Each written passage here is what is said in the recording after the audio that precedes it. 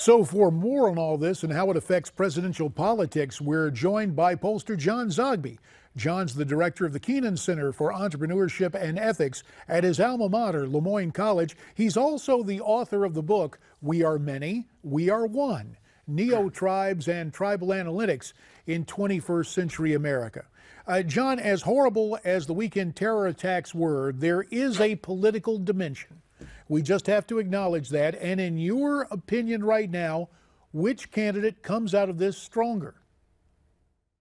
Well, I think probably Trump does, because Trump was on a bit of an upswing and Hillary Clinton was not. I think in the final analysis, the New York police, the New Jersey police, everybody came through. And so it did not become the horror phenomenon of previous disasters like this.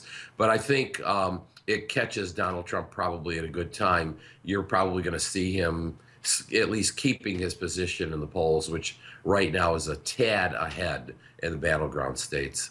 And to confirm that, or at least validate it, John, the latest poll from the New York Times Upshot Siena College survey shows that Mr. Trump and Mrs. Clinton are tied in Florida. Both candidates checking in at 43%. So this looks still like a real dogfight, but really advantage Trump with this? Tough question. Only because it comes on the heels of other polls that are showing Trump with a slight lead. Remember, number one, this is too close. Number two, as we consider these kinds of things, it should not be close. The Democrats have real advantages in a bunch of areas, one of which is Florida. Barack Obama won Florida twice in a row. And so the very fact that his would-be successor is not putting it away right now is troublesome. Well, a note of hope for Hillary and her campaign. According to the latest NBC News SurveyMonkey poll, Hillary Clinton is ahead with both registered voters and likely voters nationally. Kind of chokes me up here.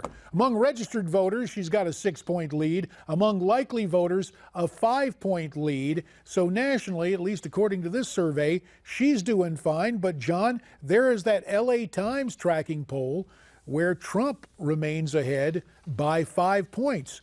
He enjoys a lead there, 47% to 42%. I guess it just goes to show different samples turn out different results. That's correct. And also to both extremes, these are the outliers, where the critical mass is somewhere in the middle of the low 40s for both candidates. So let's see if the SurveyMonkey poll for NBC actually becomes a leader and the other polls follow in that direction. I suspect not, though. So in your mind, that is the outlier in this batch of polling, Hillary with a national advantage. The danger signs, anything in this juncture of the campaign, we're not in the doldrums of August, we're in the pre-debate stage. Anything the candidates should be watching for in terms of the surveys? About 30 seconds. In terms of the surveys, yeah. I mean, in Hillary's case, she's got to be looking at 18 to 29-year-olds wondering how to bring them home.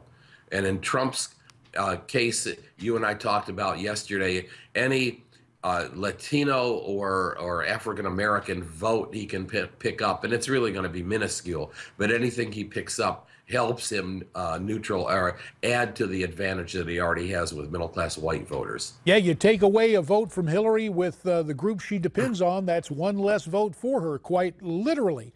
Yes. John Zogby, Skyping in tonight from Utica, New York. Always, we thank you for your insights and analysis. Again, John's new book is entitled We Are Many, We Are One, Neo-Tribes and Tribal Analytics in 21st Century America.